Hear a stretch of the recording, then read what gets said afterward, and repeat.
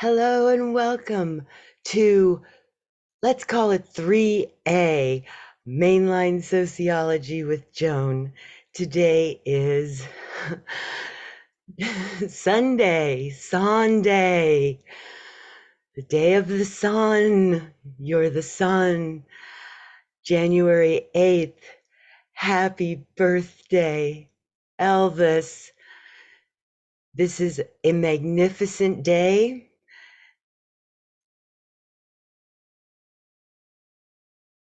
Beyond what I can comprehend.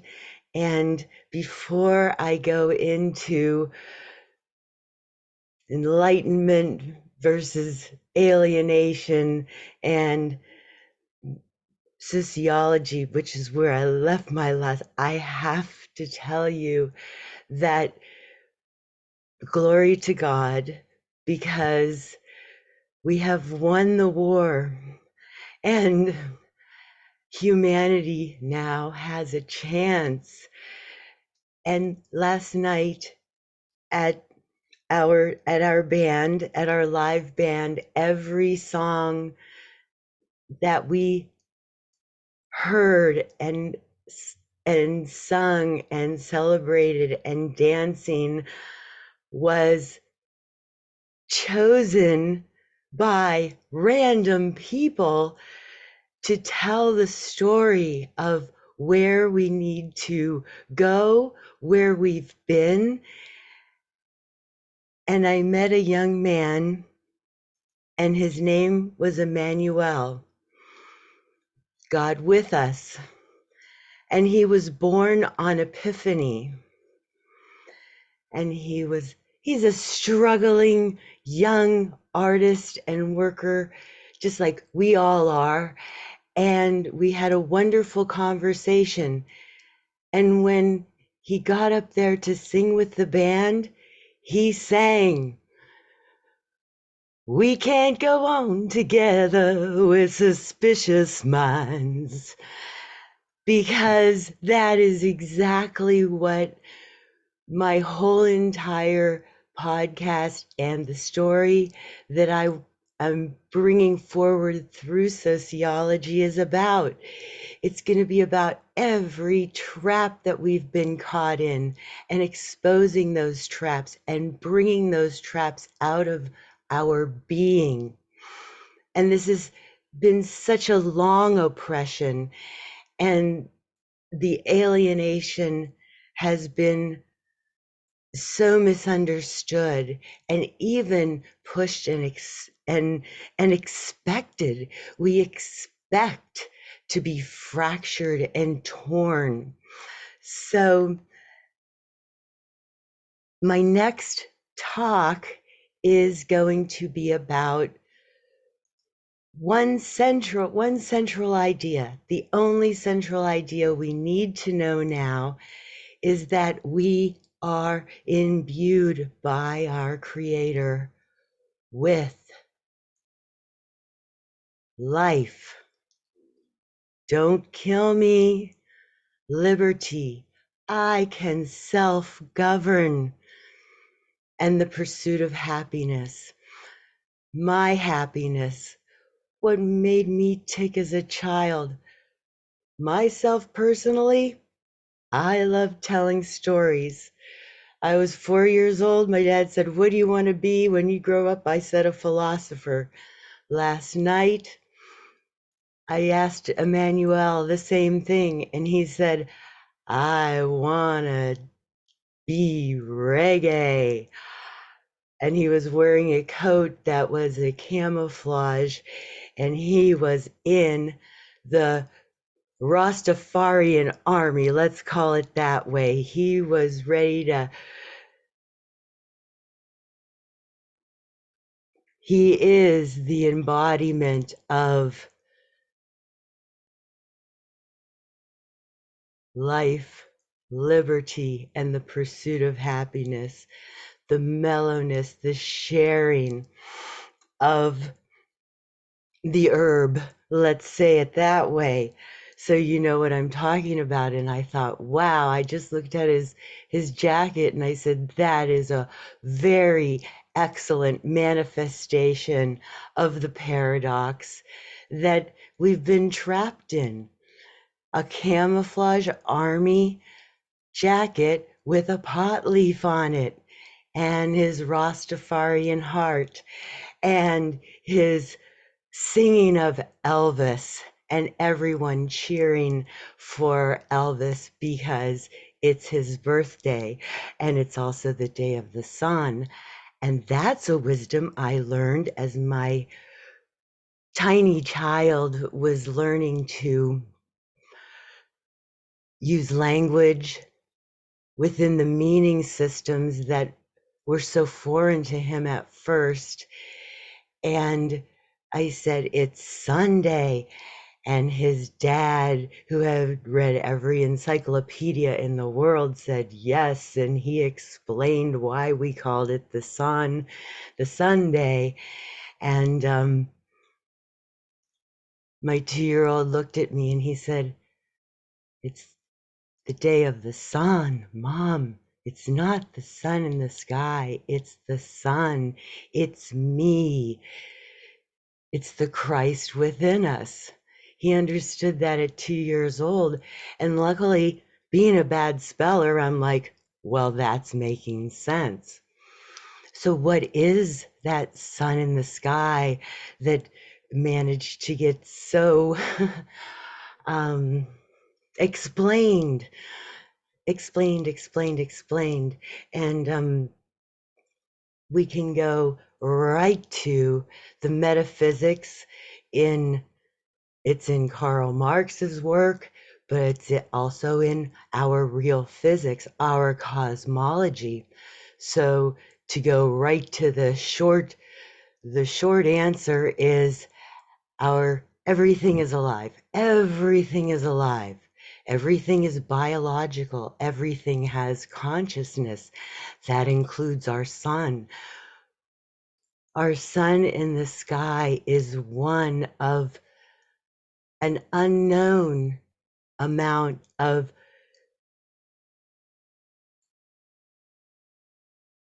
conscious beings who are connected in a great grid to a central point that creates a beautiful matrix. Well, matrix is the wrong word, but for lack of a better one, a beautiful fractal nature that surrounds us, creates us. And every 26,000 years or so, they find their love again. Let imagine that. Imagine being the sustainer of a planet. We can say that. We can say that our beautiful mother, our conscious mother Earth, and the sun in the sky, you know, Father Sky, Mother Earth, uh, throughout ages we talk about that, but imagine that they're longing, the stars in the sky longing to come together into their beautiful position again. And it took so long, and it affects all life at every level of abstraction. Every planet today celebrates. Every bunny that runs across the road in front of a car escapes, doesn't get hit. And everything is light and everything is celebratory. I struggle with words to describe the magnificence. So as I was thinking how much I want to tell you that we can celebrate and spin around, I thought, okay, magnificent. What are some other words that may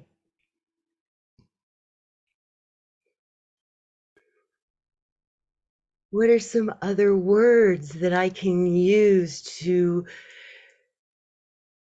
convey just how wonderful, how much glory there is to God, and how much praise we can give our Alliance heroes for winning this long, long, long war.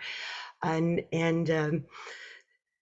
on my other computer, when I said, what's a synonym for magnificent? Okay, just to go through: splendid, spectacular, impressive, striking, glorious, superb, majestic, awesome, awe-inspiring, breathtaking, oh, scrumptious.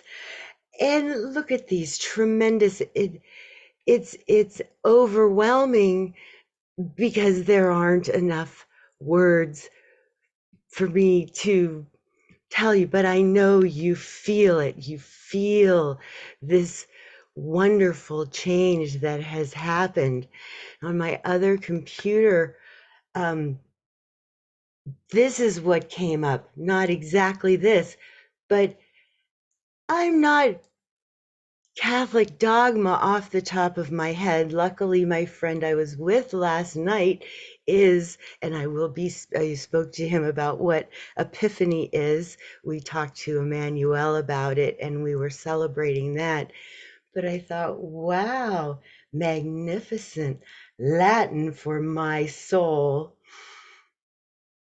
My soul magnifies the Lord. Okay, and they're talking about the Song of Mary. All right. And the Gospel of Luke. Just the other day, I said, I think we have a Luke 8 situation going. And that's a story for another day because I want to focus on the magnificence and the glory and the awe-inspiring, as my young friend told me last night, the awe-inspiring manifestations of dreams. I hadn't seen her for a couple years, and I've known her since she was very young. And she, like so many young people, struggling with the fractured nature of alienation from broken families to broken dreams to confusing issues to abrasive labels, and falling into the depths of despair and crawling out of that. I hadn't seen her in a couple of years, and she walked in and she just said, my boss offered me my own store. What do you think? And she says, Joan, this manifestation is coming so fast. It's just so wonderful. Wow. So this trap that we were caught in. I mean, Elvis Presley is not only a person with a beautiful voice and an outstanding stage presence and the heartthrob of generations, but his songs convey such a deep meaning, and his life is so much more than what we've been told. How he had to hide because of what he knew. And you know, I'm not saying that Secret Service is the best word, but people at high levels who understand what is actually happening below the surface to produce the entertainment, to produce the education systems, to carry out the dark rituals that have been trapping us further and further into alienation. It's a dangerous situation. And there has been, is, and will be a small group of brilliantly inspired individuals imbued with the power of the Creator inside to free humanity, working behind the scenes to dismantle a very intricate system that is the focus of this podcast. And it's an infinite talk, but people get the idea so easily that it's dangerous to expose them. And when they get to a certain place, this unnamed group of Alliance heroes snatched them and put them into witness protection so they could be safe and they could play other roles in society to nudge us, to help us see that they were helping. And yes, me, ye of little faith, 6 years ago, if you would have asked me, is there anyone on the good side? Is there anyone on the side of humanity? I would have said, yes, that would be us using our power to stand up against oppression. But as we know, you get pretty beat up that way. And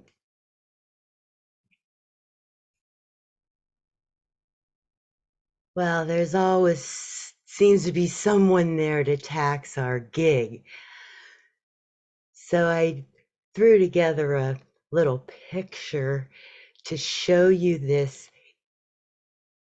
I know it's crude, but in terms of how I will bring forth the psychology of Marx, the metaphysics of Marx, how we get trapped, and really what I've found is the most effective way to show someone their alienation in 3 seconds is to say, has there ever been a time in your life, in your history, that you felt like, hey, someone's trying to kill you, someone's trying to take your life?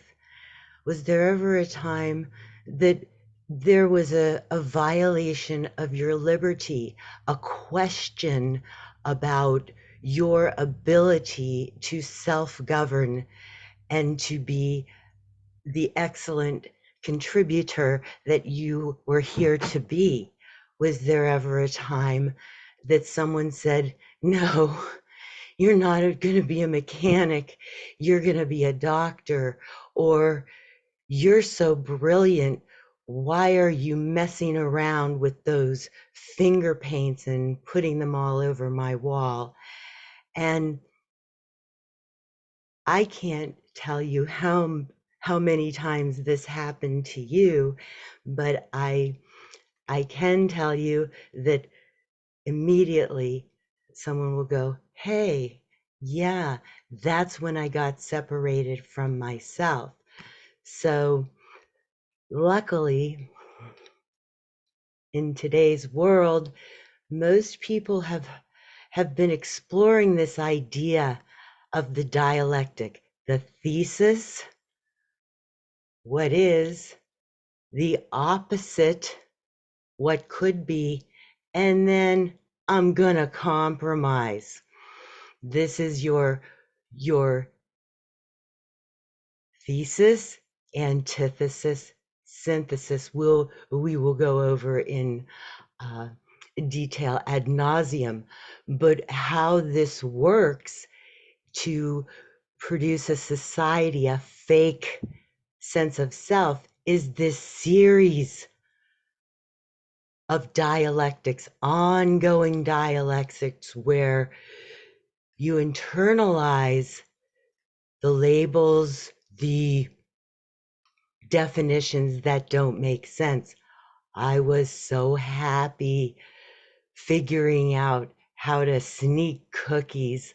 I knew what was going to happen every time. And you know what? Eventually, I decided I shouldn't sneak cookies. I should wait for all the children to have cookies together.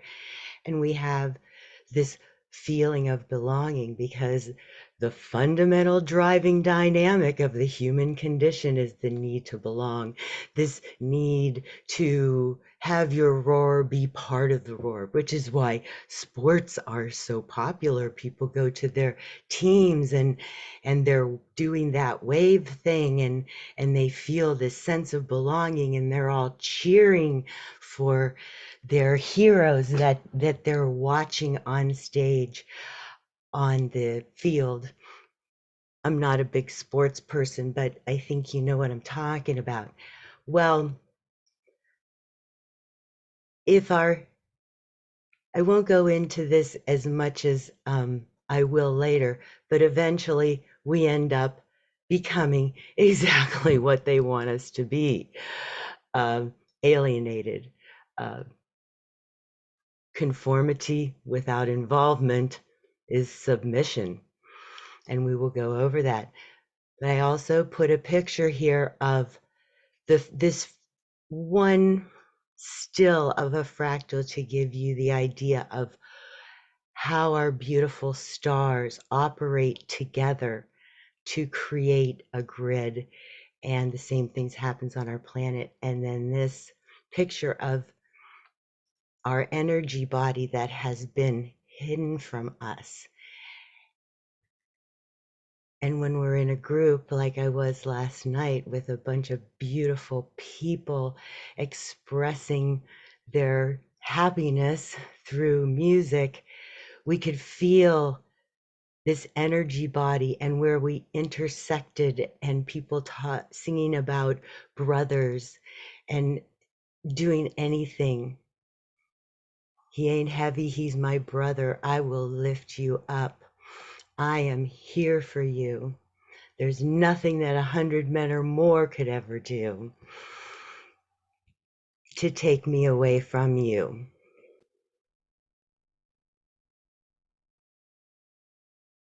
As much as it's going to be shocking for some people as we explore the systems of, I'm just going to go ahead and call it the old world. The old world that we knew, the old world that if you're 20 years old and older, you've bumped up against many times and found yourself defining it as a trap that you didn't understand. But the more you questioned, the more brutally your incarceration became. Sometimes, oftentimes, all the way to plain old incarceration behind iron bars. But even if you've been fortunate enough or blessed enough to not land behind actual iron bars, when we skip forward to the answer, the intellectual academic answer to Marx, we enter into Max Weber, where we have constructs of rationalization, he calls them, that we will rationalize in our mind, well, I guess I deserved it. I guess I deserved that spanking because I did steal the cookie.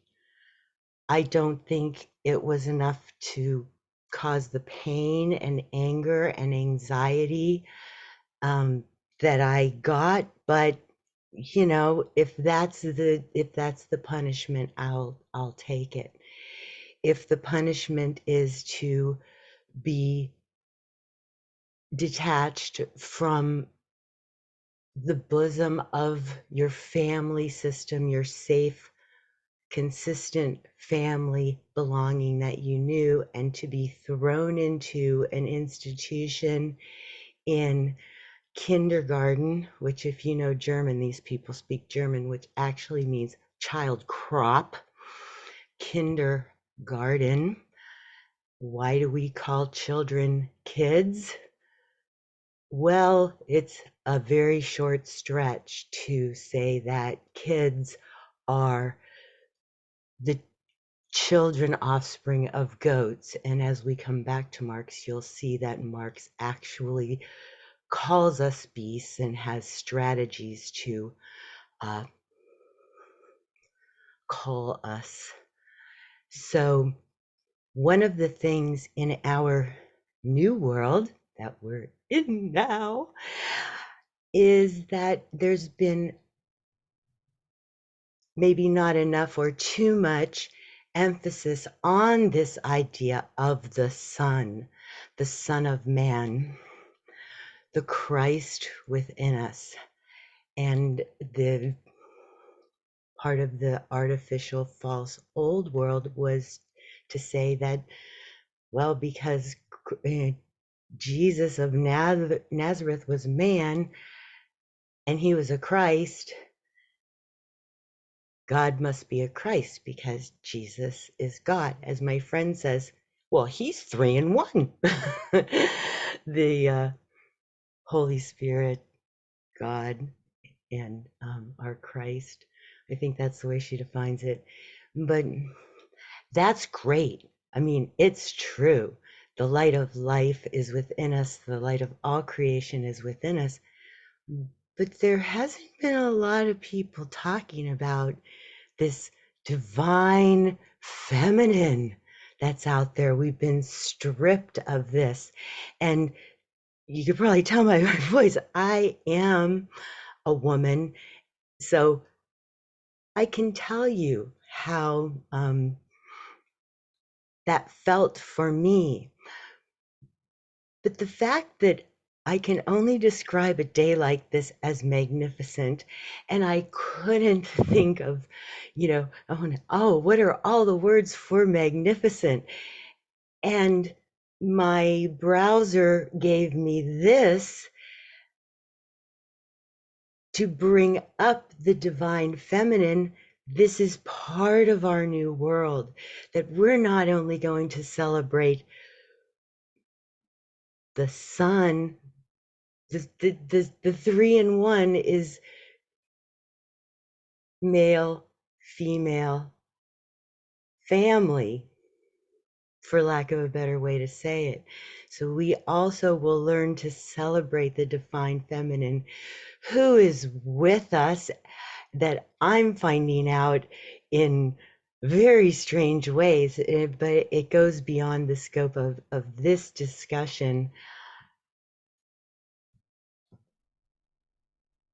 Other than to say that in our reality here, we need a male, a female to give birth to creation. And this is not a sex ed class, but I can bet that a lot of you sort of know what I'm talking about. So in order to bring the fullness of this new world into our souls, we are reverent and humbled and honored to know that our mothers, our divine mothers, are with us, helping us, and the support is so amazing as we learn about this discovery.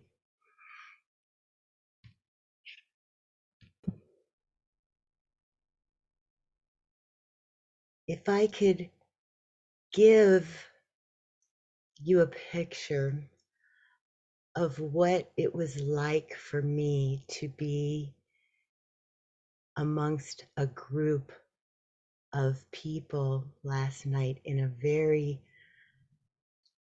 synchronistic way, I think of the toy that I had, which was my favorite when I was a child. It was a spirograph, and I would sit with my spirograph and make these beautiful patterns.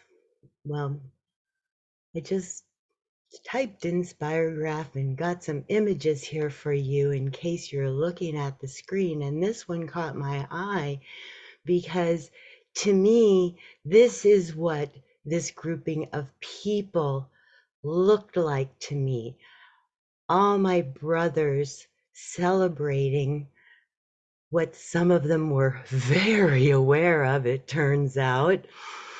And maybe one person wasn't, and she was the only one, and but even her mask that was on her face was full of rhinestones and sparkly, and her eyes were sort of lost, but the feeling in the group was so uplifting, and the songs and the music were so perfect that her confusion was stayed by the beautiful energy that was surrounding her. And as we will learn when we cover the the the real physics that I learned much later in life after um, auditing theoretical physics classes and not finding the answers that I wanted and learning about the false assumptions of physics. When I learned the real physics, I learned that the nature of our universe, this fractal nature of our universe with our beautiful energy bodies all around us, sometimes we intersect with another person, and a synchronicity will just make us giggle or give us the chills, or you knew that, or that's what you were thinking about. Let's talk about that.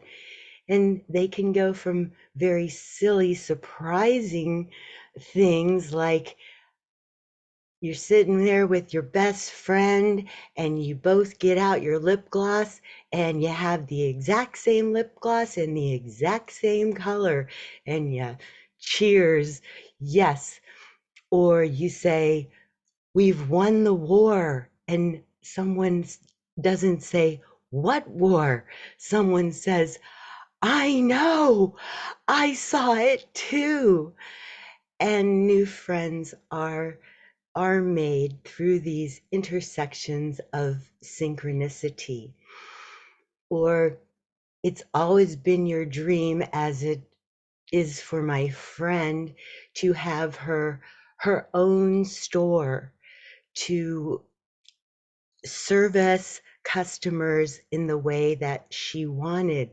In the old world, a 20-year-old opening a storefront would have been unthinkable. They would have told you there's this bureaucracy and there's that license and there's not money and I can't make a down payment, and all these doubts that come in.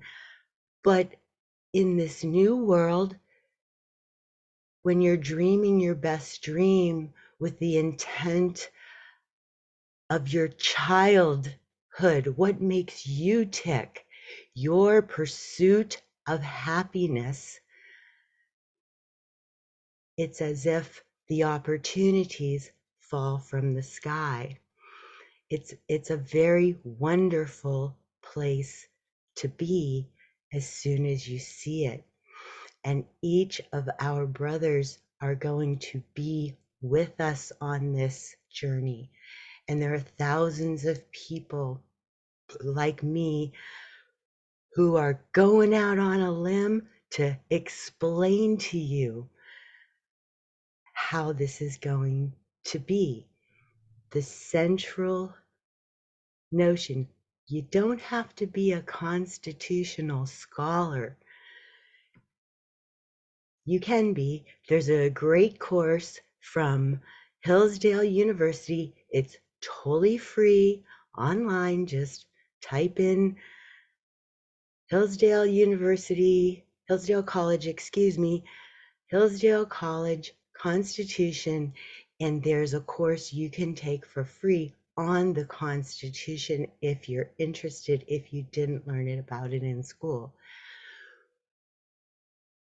But for my purposes, The beauty of our Constitution is what we will hold in our hearts as we look at the trap that Mark set in that it's a timing thing. The way it was introduced, when it was introduced, it's all very important because this notion of life, no, the power structure is not going to come in and kill me or torture me.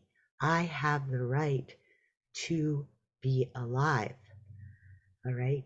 I have the gift of liberty. I am a self governing, self regulating entity that has been imbued by my creator with a beautiful talent that if I pursue it, when I pursue it without blockades, that contribution will benefit everyone, whether it's you like to dig holes with a shovel, whether it's you want to move packages, in the case of my friend, from one place to another to bring goods and services to people in a cost-effective manner, whether it's to talk about philosophy or theology or really a unified cosmology wherein everything is conscious, everything is alive, everything is imbued by the Creator for its time. As folklore says, oh, the stars aligned. In this case, in this very day, in this great victory for God and life, that's no metaphor, people. That's what's happened.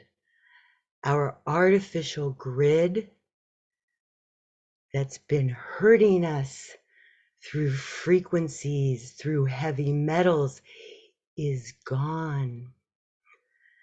We are discovering our energy bodies. We are discovering everything is biological. Everything is governed by this divine feminine, divine masculine.